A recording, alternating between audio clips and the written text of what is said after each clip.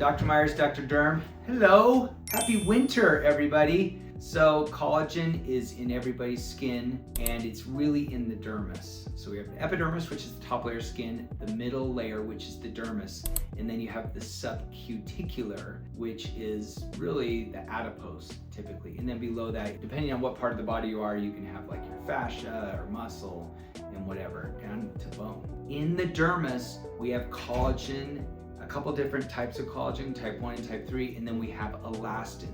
Elastin's the stretchy part. So elastin is great because when the skin is pushed, it will come back. And you'll notice when you get older that you can pinch something together and it doesn't come back as quick because you've lost elastin, which gets broken down over time, mostly by the sun. Different types of rays from the sun are radiation that can go through the top skin layer into the dermis and break down your collagen and elastin. So collagen is the material that helps you look youthful, along with two other things: bone structure underneath and your adipose layer. So in our mind, we're like, adipose fat, not gonna look good. And really think about babies. Babies have beautiful, full faces, and that is an appearance of youth. So we don't really want to look like we're carrying excess weight, but having a full appearance looks pretty. Back to the collagen. So the collagen over time can get degraded, and it can get degraded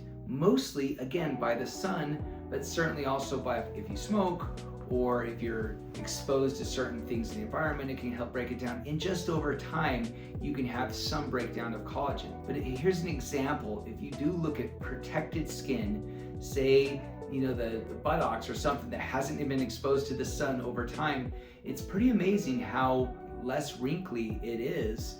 And one, you have the skin that appears good, so the epidermis that appears good, but it still has a lot of collagen and elastin over time that hasn't been broken down by the sun. So as you lose collagen and you lose a little bit of your subcuticular or your fat, the skin becomes more flaccid. You have less contour, basically. So we see this all the time. So we all want collagen. We all want buckets full of collagen because you lose about a teaspoon of collagen from your face per decade. Most of the time, you can't really restore collagen through your own body's mechanism. I mean, if you get a cut, you can restore some collagen because the body heals, and we call that a scar, but really it's laying down some networks of collagen in a stronger area. So, trying to do oral collagen's all the rage, and I really won't get into it. I don't think there's tons to it that collagen can go through the GI tract and get put right back into the skin. But mostly we do this by either lasers that go deep, energy devices that go deep,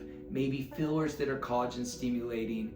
Those are some of the ways that we help restore the collagen. The best thing is try to prevent any collagen degradation. So the less sunlight radiation breaking down collagen over the years is better. Will look better down the line. Even maybe you don't feel it right then, or in a day, or in a week, or even in a year, but decades down the line, I see this every single day, the effects of chronic sun long-term on the collagen. It breaks it down.